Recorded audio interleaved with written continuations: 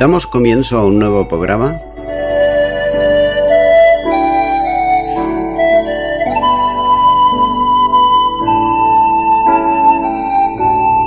Servidores de Dios. Quien te habla es Manuel Cornejo.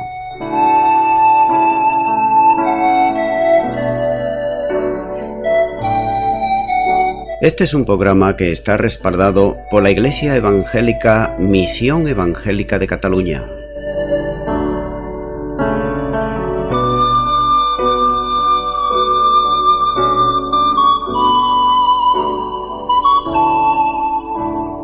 Estamos situados en la ciudad de Sabadell, en la avenida Matadepera número 239.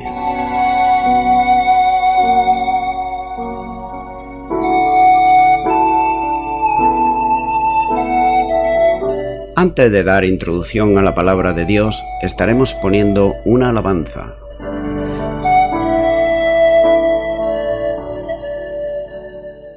No quedaba nada por caer, viniste hacia mí con tu amor. Tu nombre es eterno, tú reinas con poder, eres quien resucitó.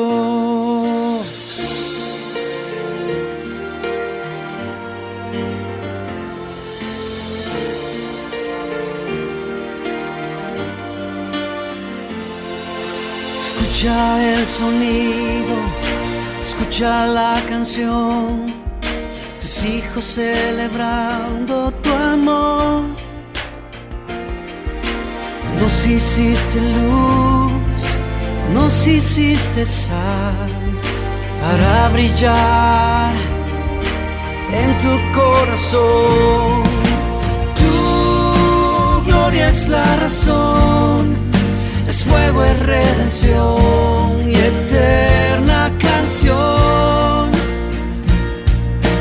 Tu nombre santo es eterno resplandor, Cristo el Hijo de Dios. Tu cruz en el monte vuelve a ganar mi libertad.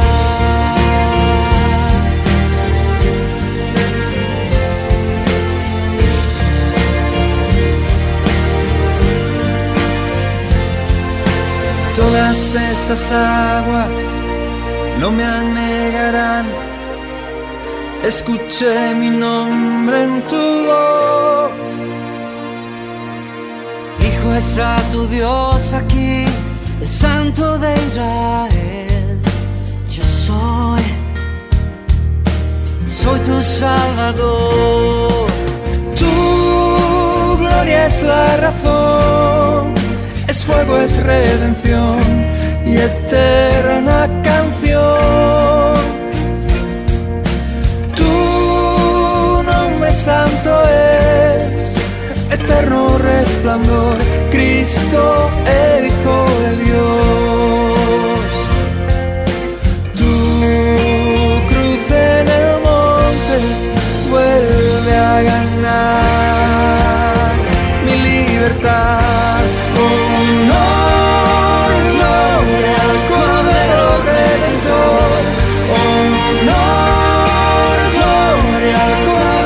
Salvador, honor, gloria al Cordero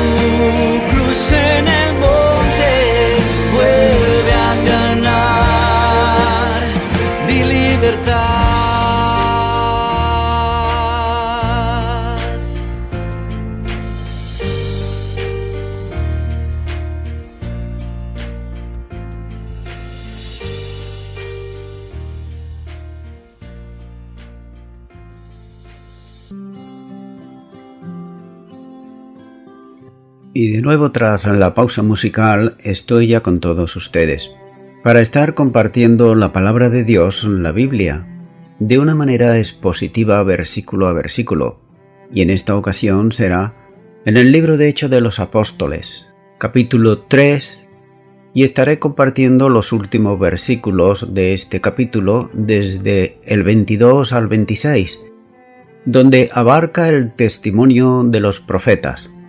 Pero comencemos con el versículo 22, donde dice la palabra de Dios. Porque Moisés dijo a los padres: El Señor vuestro Dios levantará profeta de entre vuestros hermanos, como a mí, a él oiréis en todas las cosas que os hable. Comenzaré con una pregunta, y es la siguiente. ¿Es verdad que todos los profetas desde los primeros tiempos hablaron de este tiempo en el cual Pedro y sus oyentes estaban viviendo? La respuesta es sí. Incluso Moisés, el primero y el más grande de los profetas de Israel, anhelaba el día de Cristo. Luego, siguen las palabras de Deuteronomios capítulo 18 versículos 15 al 19, en las cuales Moisés advierte a los israelitas que, cuando quieran descubrir la voluntad divina, no deben recurrir a artes mágicas como solían hacer el pueblo cananeo.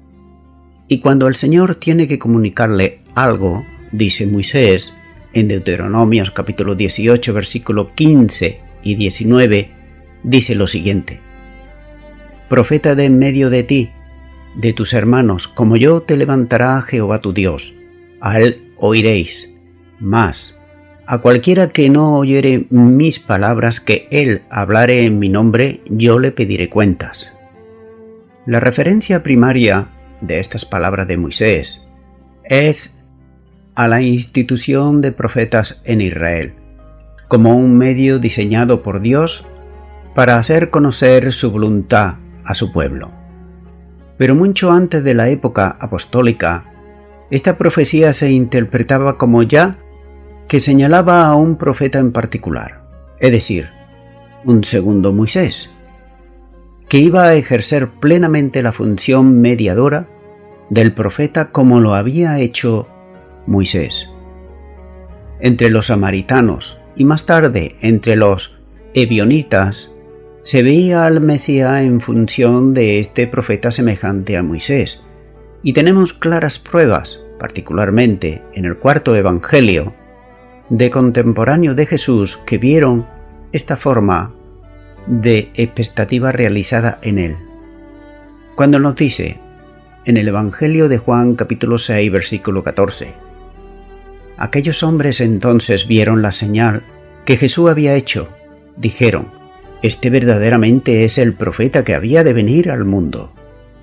Y también en el mismo Evangelio de Juan capítulo 7 y versículo 40 dice: Entonces algunos de la multitud, oyendo estas palabras, decían: Verdaderamente este es el profeta. Donde a Jesús como el que provee pan del cielo y el agua de vida, como así nos lo muestra este capítulo 7 de Juan, se lo saluda como el profeta, es decir, como el segundo Moisés.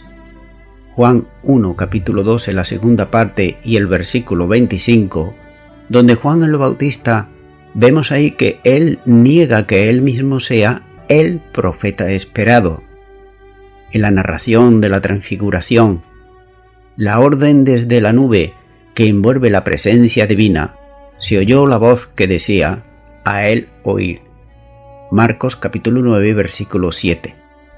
Se hace también eco de Deuteronomios capítulo 18 y versículo 15 e identifica aquí al Señor Jesús como el profeta esperado.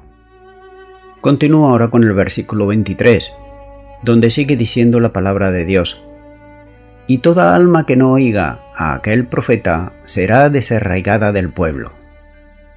Aquí vemos que son una serie de advertencias, y también es una alusión a Deuteronomios capítulo 18 versículo 19, donde dice: Mas a cualquiera que no oyere mis palabras que él hablare en mi nombre, yo le pediré cuentas.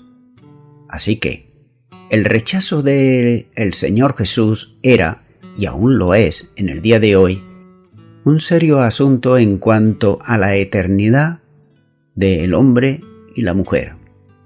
Esta alusión a las escrituras de Deuteronomios capítulo 18 versículos 14 al 22 contienen ciertas consideraciones teológicas de mucha importancia. Por ejemplo, vemos en primer lugar y observamos tanto los aspectos individuales también como colectivos, ya que el alma de cada individuo debe de responder al Mesías de manera personal, es decir, individual.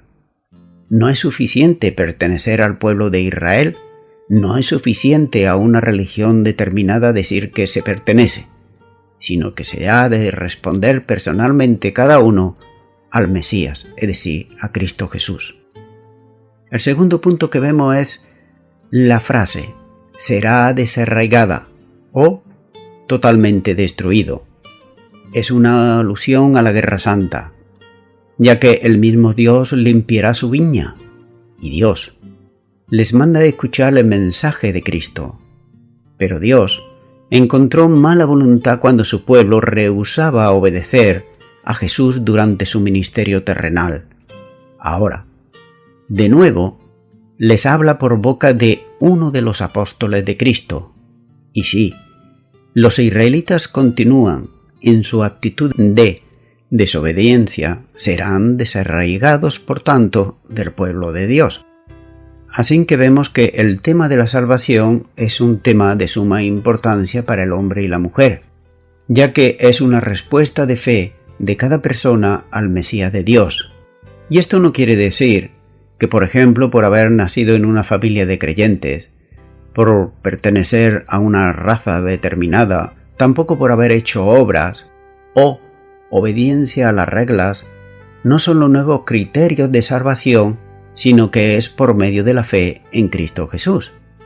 Por eso nos dice en la primera carta de Juan capítulo 5 y versículo 12, el que tiene al Hijo tiene la vida, el que no tiene al Hijo de Dios no tiene la vida. Vemos aquí que Juan en su palabra es muy explícito y vemos como lo dice bien claro. El que tiene el Hijo de Dios tiene la vida, pero el que no tiene al Hijo de Dios no tiene la vida.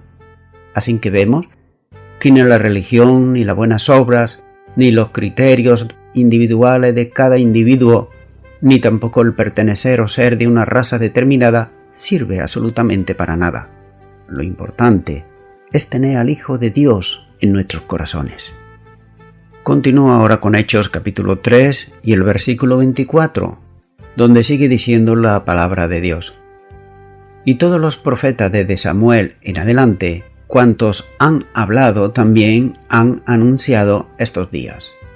Vemos aquí que en la línea de razonamiento que Pedro está trazando, establece que todos los profetas, desde Moisés hasta Samuel y todos cuantos le han seguido, han hablado acerca de la venida del Mesías. Después de citar la profecía de Moisés en los versículos precedentes, Pedro menciona aquí a Samuel. Pero hay que hacer constar que, en el periodo entre Moisés y Samuel, los profetas no profetizaron respecto a Cristo. Por esta razón, Pedro omite este periodo y continúa con Samuel, quien en los escritos judíos era conocido como el maestro de los profetas, como así nos lo muestra este mismo libro de Hechos de los Apóstoles capítulo 13 versículo 20 y también el primer libro de Samuel capítulo 3 y versículo 19. Sin embargo, las escrituras no dan indicación alguna de que Samuel haya profetizado o enseñado a los profetas. Por tanto, si tomamos el nombre Samuel para referirnos al periodo que cubre el periodo de los libros atribuidos a él, encontramos algunas alusiones proféticas al Mesías. Por ejemplo, el profeta Natán informa a David que de su descendencia Dios levantará un reino para siempre. Y lo hallamos en el segundo libro de Samuel, capítulo 7, versículos 12 al 14. También lo hallamos en Hechos, capítulo 2, versículo 30 y Hebreos, capítulo 1, versículo 5. Así que David mismo, a quien Samuel ungió por rey sobre Israel, es un precursor de Jesús, rey de los judíos, como así dice en Mateo capítulo 2, versículo 2 y capítulo 27, versículo 37. Además, todas las palabras de los profetas, de modo similar, tuvieron su cumplimiento final en Él, en Cristo. Como nos dice en este mismo libro de los Hechos de los Apóstoles, capítulo 10, versículo 43, donde dice: de este dan testimonio todos los profetas, que todos los que en Él creyeren recibirán perdón de pecados por su nombre.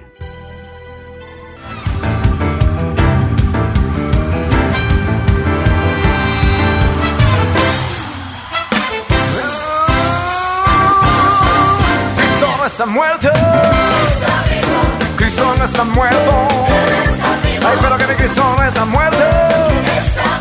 Lo siento en mis manos, lo siento en todo mi ser. Y Cristo no está muerto, ay, pero que mi Cristo no está muerto, no. Mi Cristo no está muerto, lo siento, lo siento, lo siento en todo. Ahora di conmigo fuerte. Continúo ahora con el versículo 25, donde dice: vosotros sois los hijos de los profetas y del pacto que Dios hizo con nuestros padres, diciendo a Abraham: en tu simiente serán benditas todas las familias de la tierra. Lucas nos da un resumen del sermón de Pedro, especialmente evidente en este versículo. La conexión que hay entre este y el versículo precedente es la frase herederos de los profetas.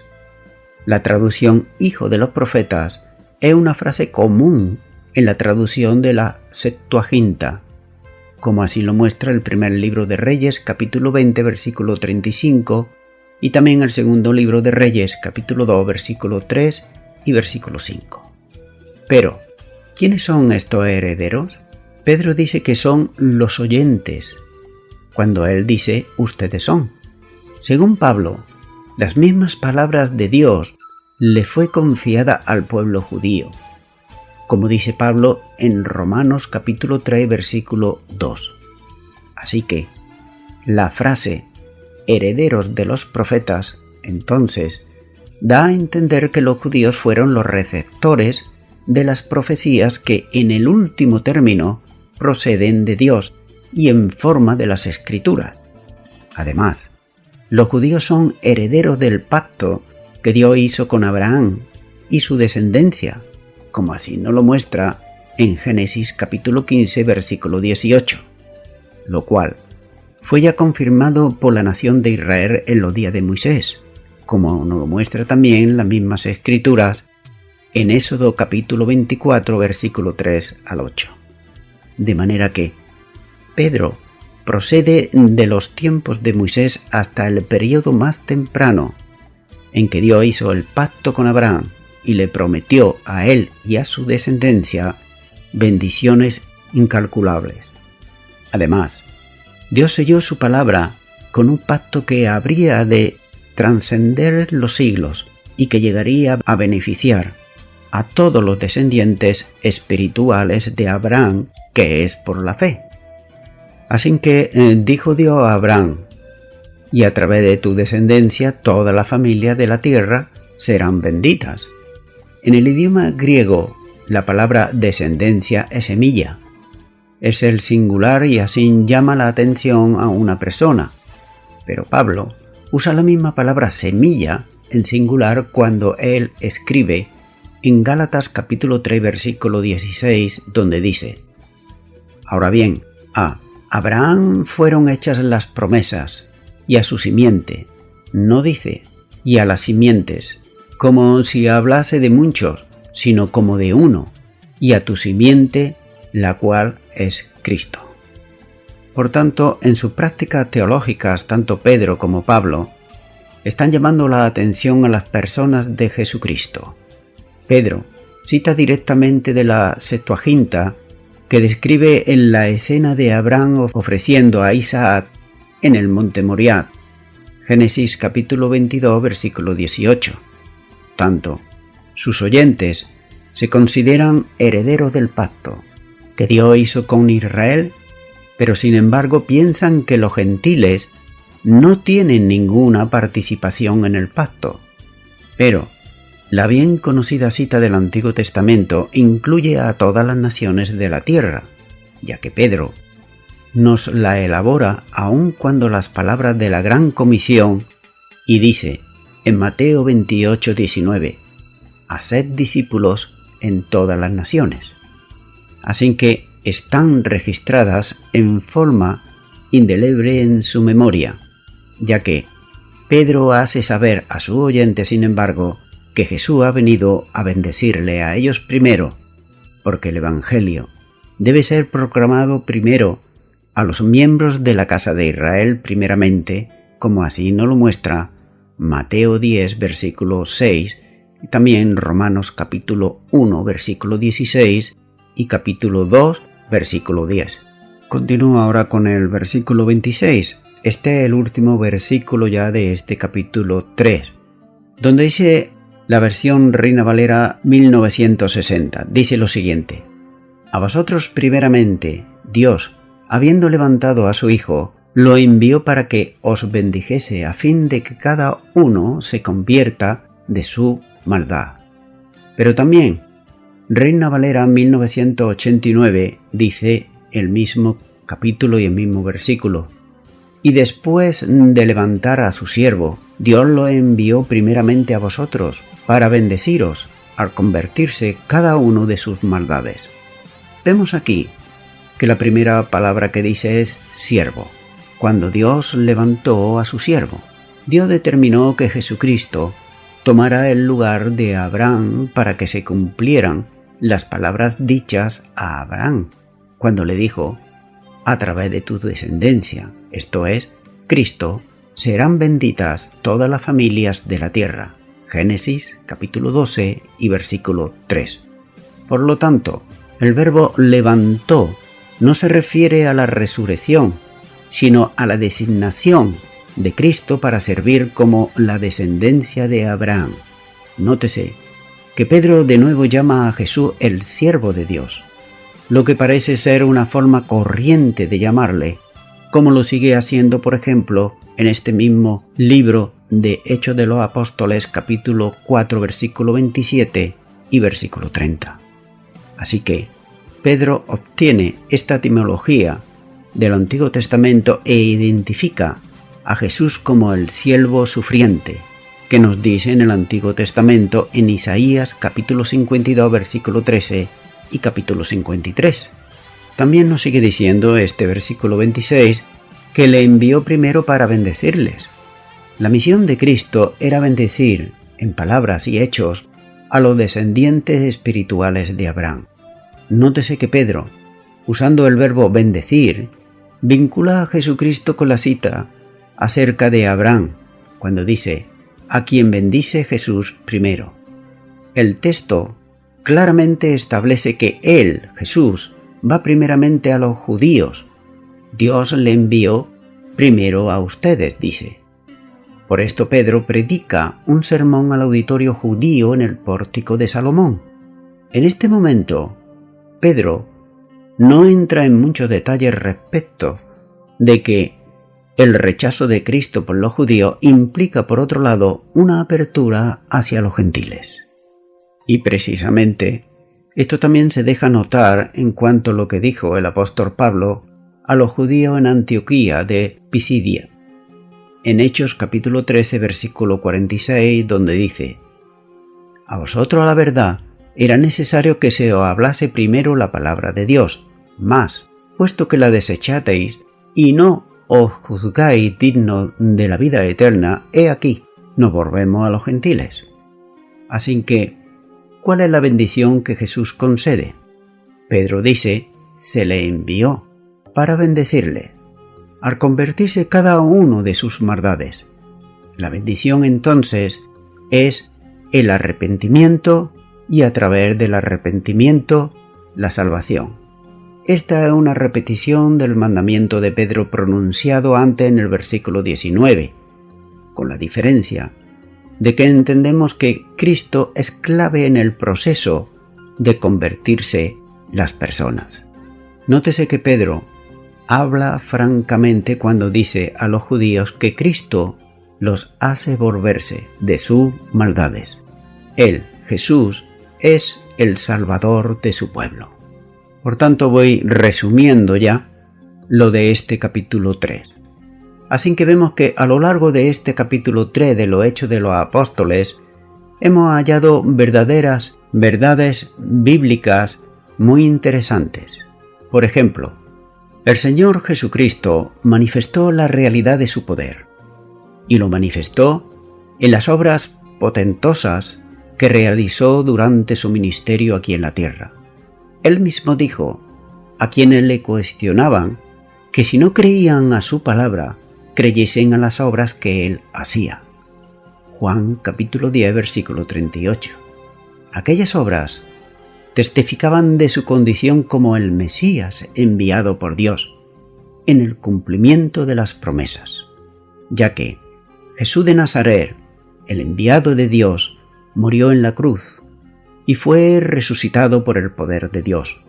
La resurrección del Señor estaba siendo cuestionada abiertamente en el entorno histórico de este libro de los Hechos, y lo estaba haciendo por quienes le entregaron precisamente a la muerte, ya que, procurando impedir que la verdad de la resurrección fuese aceptada por las personas en aquel tiempo, la mentira burda de que habían sido los discípulos quienes habían robado el cuerpo muerto de Jesús.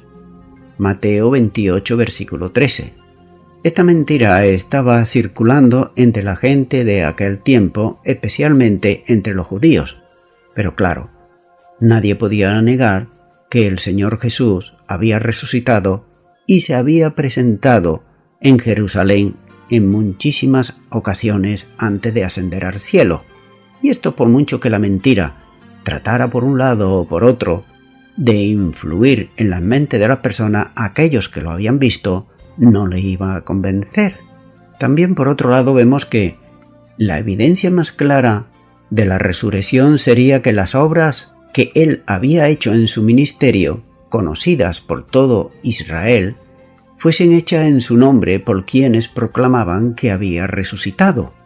Esas señales ponían de manifiesto la realidad de que él vivía y que había resucitado. Especialmente los apóstoles, en la misión de evangelización inicial que Cristo le había encomendado, hicieron muchos milagros y lo hicieron semejante a lo que el Señor Jesús había hecho. Así que los apóstoles hacían los milagros en el nombre de Jesús y lo hacían en el poder del Espíritu Santo que había sido enviado por el resucitado y glorificado Señor, para que estuviese con los creyentes y le comunicase poder para llevar a cabo el ministerio eficazmente de la evangelización. Así que el Señor había prometido a los suyos que operarían señales y prodigios como Él hacía cuando les dijo en Juan capítulo 14 versículo 12: De cierto os digo, el que en mí cree, las obras que yo hago, Él las hará también, y aún mayores hará, porque yo voy al Padre.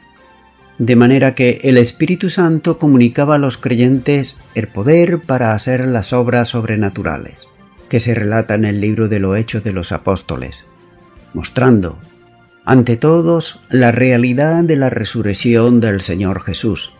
También, las señales sobrenaturales eran mayoritariamente hechas por los apóstoles, como comisionados del Señor para predicar el Evangelio y establecer las iglesias. Todas ellas llenaban de asombro al pueblo, y fueron la causa por la cual muchos de los que oían el mensaje creyeron en Cristo Jesús, aceptando su obra redentora, la resurrección y glorificación según anunciaban los mensajes que proclamaban el Evangelio. Por tanto, los milagros señalaban al Señor y nunca al instrumento que lo obraba, para que la gloria y la atención fueran del Señor y no del siervo. Es decir, que nunca la obra redentora de la salvación debe ser atribuida a la Iglesia, sino al Señor Jesucristo que dio su vida por ella. Amigo y amiga oyente, muchos son los obstáculos que ponen los hombres para que las personas que realmente con un corazón sincero están buscando a Dios, pues tengan obstáculos y tengan toda clase de dificultades. Principalmente juegan con varias cosas, como puede ser, como he dicho, la buena voluntad de las personas.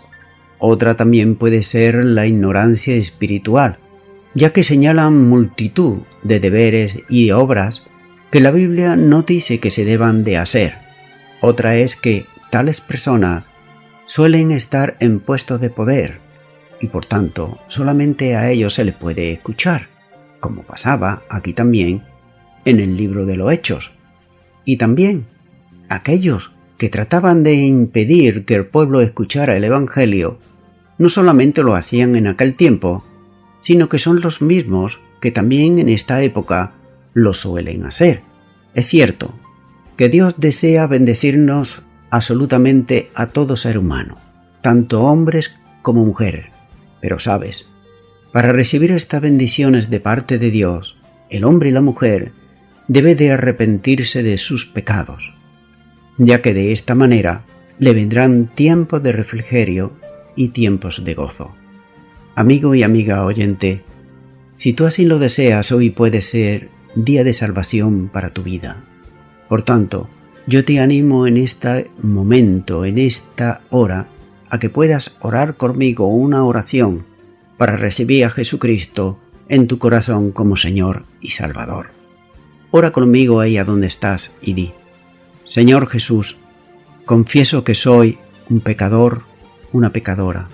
Me arrepiento de todos mis pecados. Creo que tú eres el Hijo de Dios, que fuiste enviado a la tierra para morir por mis delitos y pecados. Creo que tú resucitaste de entre los muertos. Yo te abro mi corazón y te confieso como mi Señor y como mi Salvador. Y yo te doy gracias en el nombre de Jesús. Amén.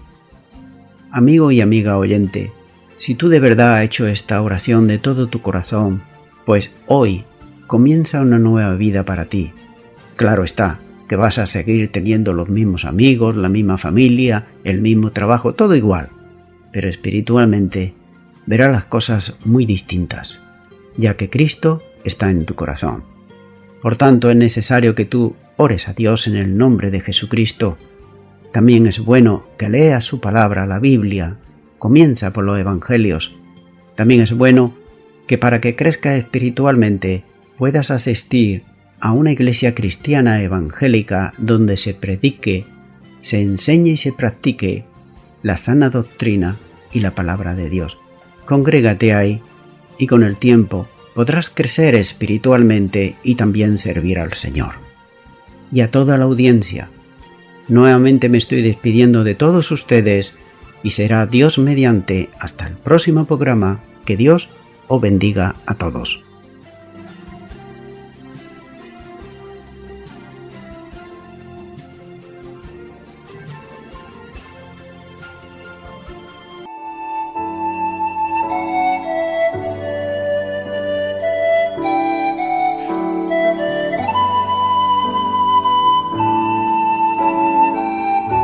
Te recuerdo que estamos situados en la ciudad de Sabadell, en la avenida Matadepera 239. Los horarios de culto son los siguientes. El miércoles a las 7 de la tarde, culto de oración. El viernes a las 7 de la tarde, estudio bíblico. Y el domingo por la mañana, a las 11 de la mañana, alabanza, adoración y escuela dominical. Y por la tarde, a partir de las 6 de la tarde, predicación de la palabra de Dios.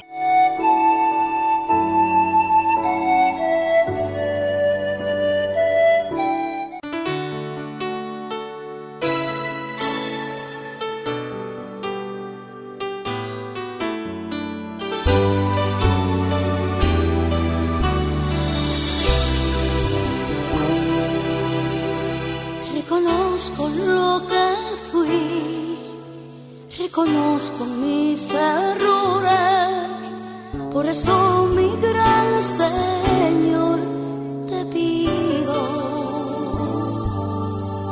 que me perdones.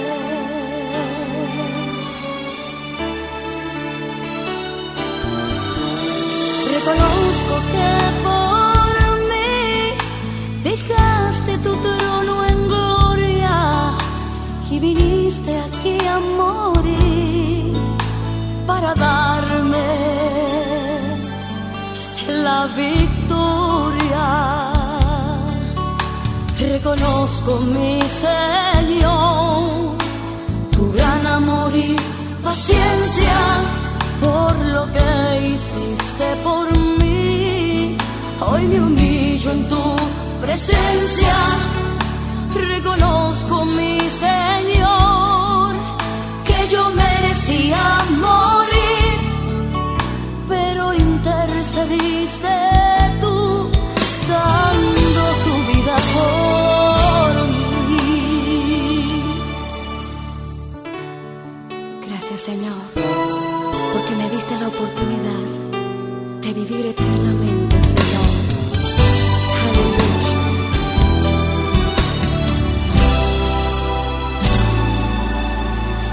Reconozco que por mí dejaste tu trono en gloria y viniste aquí a morir para darme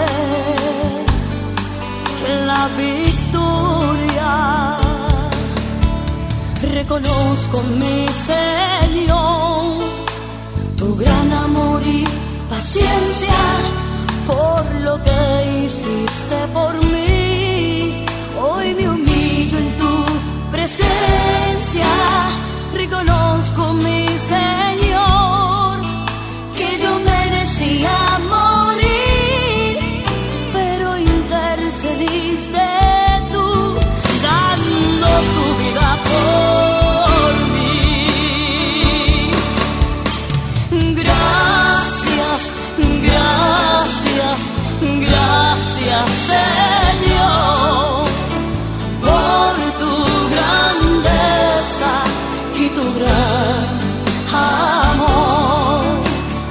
Gracias, gracias, gracias, Señor, por tu grandeza y tu gran amor. Yo te doy gracias, Señor.